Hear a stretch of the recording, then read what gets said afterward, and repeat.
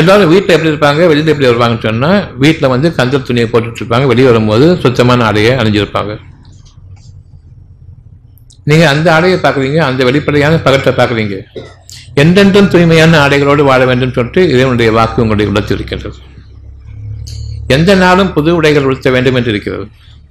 ஆனால் ஊர் மக்களை பார்த்துவிட்டு வெளியில் போகும்போது மட்டும் 4-5 சட்டை வச்சுக்கலாம், 4-5 பேண்ட் வச்சுக்கலாம். வீட்டுக்குள்ளே இருக்கும்போது பரதேசி மாதிரி ஒரு பனியனையும் லுங்கியும் கட்டிட்டு உட்காந்துட்டு இருக்கிறான்னு அந்த வாழ்க்கை வாழ்ந்துட்டு இருக்கிறோம். இந்த வாழ்க்கை கூடாது. வீட்டிலையும் அமோகமாக வாழ வேண்டும்.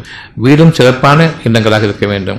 ஒரு விருந்தாளி வந்தால் எப்படி வீட்டை வச்சிருப்பீங்களோ, நீங்கள் அந்த வீட்டினுடைய நிரந்தர விருந்தாளிகள் எப்படி உங்களுடைய வாழ்க்கையை அமைக்க வேண்டும் என்பதை அறிந்து கொள்ள வேண்டும். தூய்மையான உடை எப்பொழுதுமே இருக்க வேண்டும். தூய்மையான மனதோடு எப்பொழுதும் இருக்க வேண்டும். எந்த நேரமும் அது தூய்மையாக இருக்கும்போது இதனுடைய பாக்கியங்கள் பெருகும். வீட்டில் தான் இருக்கிறோம், அசுத்தம் வந்து பரவாயில்ல நினைக்கிறது தப்பு. மனதுக்கு நிறைவான வாழ்க்கை வேண்டும் என்றால் மனம் எப்பொழுதும் குதூகலமாக இருக்க வேண்டும். மனம் எப்போதும் உற்சாகமாக இருக்க வேண்டும். அந்த உற்சாகத்திற்கு சோர்வும் அசிங்கமும் அசுத்தமும் கூடாது.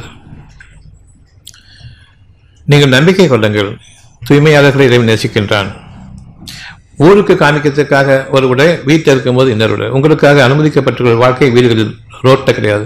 ரோட்டுக்கு வரும்போது மற்ற பேர் பார்க்கறதுக்காக நான் வந்து ஒரு நல்ல உடையை உடுத்திட்டு போனேன் தவிர, வீட்டில் இருக்கும்பொழுது இறைவனுக்கு பொருத்தமாக அவனுக்கு மனசு சுகமாக நாம் அவன் கொடுத்ததிலிருந்து தாராளமாகவும் அழகுக்காகவும் தூய்மைக்காகவும் செலவு செய்ய வேண்டும் என்பதை நீங்கள் புரிந்து கொள்ள வேண்டும்.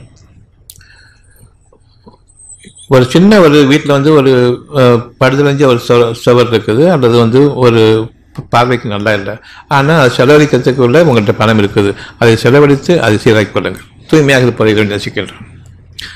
நாளைக்கு பார்த்துக்கலாம் அப்படின்னு நினைக்காதீங்க. கண்ட படும்போதெல்லாம் உங்களுடைய செலவுகள் இருக்கட்டும்.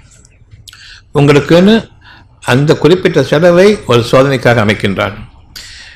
உங்களுடைய வீடுகளில் சில பழுதிருந்த பகுதியில் இருக்கும், சில பழுதிருந்த சாமான்கள் இருக்கும். அது வேண்டாம், வேலை வாங்குங்க. பார்ப்பதற்கு நன்றாக இருக்காது, அது வேண்டாம், வேலை வாங்குங்க. இந்த நல்லா இல்லைன்னு அறிவிக்கிறது இறைவன் தான். பழையதாக ஆகிவிட்டது, ஆனாலும் பார்க்கறதுக்கு அது உபயோகப்படுத்த முடியும். உபயோகம் முக்கியமல்ல, பார்ப்பதற்கும் அழகாக இருக்க வேண்டும். அந்த அழகை நீங்கள் பேணிக் கொள்ளுங்கள். ஒரு ஜன்னல் சரியில்லைன்னு சொன்னால் அந்த ஜன்னலை நீங்கள் சீர்படுத்திக் கொள்ளுங்கள். அதுக்கான பொருள் இருக்குது. அதை யார் சீர்படுத்த மாட்டீங்களோ உங்களுக்கு புது வீடும் கிடையாது. அதை யார் சீர்படுத்துறீங்களோ மாளிகைகள் உங்களுக்காக உண்டு. எந்த அளவுக்கு நீங்கள் அவனுடைய தூய்மையை போற்றுகின்றீர்களோ, ஒரு சுகத்தை பெறுகின்றீர்களோ, அதற்கான இன்று செலவு செய்யக்கூடிய அந்த பொருளை கொடுத்திருக்கின்றான். செலவு செய்யுங்கள். உங்கள் பார்வைக்கு பட்டதை தூய்மையாக்கிக் கொள்ளுங்கள். உங்களுக்காக உங்களுடைய அகப்பார்வையை இன்னும் விசாலமாக்குகின்றான். உங்களுடைய ஞானங்களை அதிகரிக்கின்றான். அந்த ஞானங்களில் அவன் உங்களை வழிநடத்துவானே தவிர நீங்கள் மற்றவருடைய வழிமுறைகளை பார்த்து கொண்டு வாழ வேண்டிய அவசியம் இருக்காது. இந்த வகையில் உங்களுடைய பார்வைகள் எப்பொழுதுமே தூய்மையாக இருக்க வேண்டும். சின்னது ஒரு சேர் வளைஞ்சிருக்குதுன்னு சொன்னால் தூக்கி வெளியில் வீசி போட்டு அடுத்த சேர் வாங்க, அது வாங்கிறதுக்கு பணம் இருக்குது. இதுக்கு யார் சிலர் தயங்குறாங்களோ அவங்களுக்கு என்றைக்குமே இந்த வாழ்க்கை தான். பழுதறிஞ்ச அந்த சேரை வந்து பிளாஸ்டிக் போட்டு ஒட்டிட்டு வாழ வேண்டிய அப்படிப்பட்ட ஒரு நிலை ஏற்பட்டுவிடும்.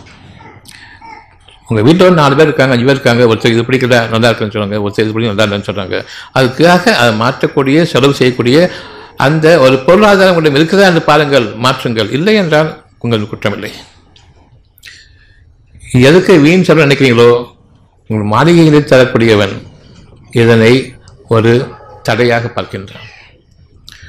தூய்மையாக இருக்க வேண்டும், அப்படித்தில்லாத வாழ்க்கை வாழ வேண்டும் என்று அறிவித்துக் கொண்டிருப்பான் உங்களுடைய இறைவன். எப்படி சின்ன சின்ன விஷயங்களை நாம் இறைவனை திருப்திப்படுத்த முடியுங்கிறதுக்காக வேண்டிய இந்த ஒரு உதாரணம் கூறப்படுகிறது. புதிய வீடு வேணும் தானே? அந்த புதிய வீடு வேணும்னு சொன்னால் எல்லாமே அப்படிக்கெல்லாம் இருக்கமே இல்லையா? முதல்ல இது செலவு செஞ்சு பழகுங்க. முதல்ல எங்கெங்கே ஓட்டை இருக்குது அடங்கு, எங்கெங்கே அசுத்து இருக்கிறத மாற்றுங்க. அதுக்கான பொருளை நான் கொடுத்துருக்கேன், செலவு செய்யுங்க. இதெல்லாம் சேர்த்து வச்சு புது வீடு வாங்க போகிறேன் நிச்சயமாக இல்லை. மனிதர்களுடைய அறிவு உங்களுக்கு நீங்கள் சம்பாதிக்கப் போகின்றீர்கள். இதனுடைய ஞானம் நான் உங்களுக்காக அருளப் போகின்றேன். புதிய வாழ்க்கையை, புதிய வழிமுறையை, நீங்கள் அறியாத வாழ்க்கையை நான் உங்களுக்காக அறிவிக்க இருக்கின்றேன்.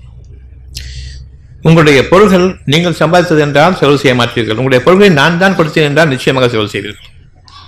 உங்களுடைய பொருள்களை நான் தான் என்னுடைய புத்திசாலித்தனை கொண்டும் என்னுடைய உழைப்பை கொண்டும் சம்பாதித்தேன் என்றால் ஒருபோதும் அது நன்மை இல்லை.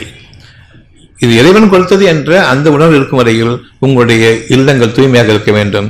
அந்த இல்லம், நீங்கள் வாழக்கூடிய அந்த இல்லம் மிக பெரும் அரண்மனையை விட அழகான சுகமான உயிரோட்டத்தை கொடுக்கக்கூடிய, அந்த மக்கள் தங்கியிருக்கும் பொழுது ஒருவருக்கு ஒரு அழகான மனிதரை கொண்டு வாழக்கூடிய அப்படிப்பட்ட ஒரு சொர்க்க பூங்காவனமாக அந்த குறுகிய அந்த இல்லமும் அமையும். உங்களுக்காக விசாலமான தோட்டங்களும் துறவுகளும் கூட உண்டு. இறைவன் நாடினால் எந்த அளவுக்கு நீங்கள் அவனை நம்பி செலவு செய்வீர்களோ, அவனுக்காக செலவு செய்வீர்களோ, நிச்சயமாக உங்களுக்கு அவன் உதவி செய்வனாக இருக்கின்றான். தூய்மைக்காக செலவு செய்யுங்கள். உங்களுடைய பார்வைகள் பட்டதெல்லாம் மாற்றிக்கொண்டிருங்கள், செலவு செய்யுங்கள், நான் அதிகமாக தருகின்றேன். அந்த சுகமான உணர்வுக்கு நீங்கள் பார்க்கக்கூடிய பார்வையே மாறிவிடும். இறைவனுடைய அனுமதியை கொண்டு வழக்கமான பார்வையும் வழக்கமான வாடிக்கையான என்னுடைய சம்பாத்தியத்தினுடைய அணுகுமுறைகளும் விட்டு மாறி, உலகத்தினுடைய அடிப்படை விட்டு மாறி, தூய்மையான மனிதர்கள் பார்க்க முடியாத அந்த பார்வையை கொண்டு நான் நன்மைகளை அடைய முடியும். உள்ளத்தின் தூய்மையின் காரணமாக, அதனை போற்றுவதன் காரணமாக.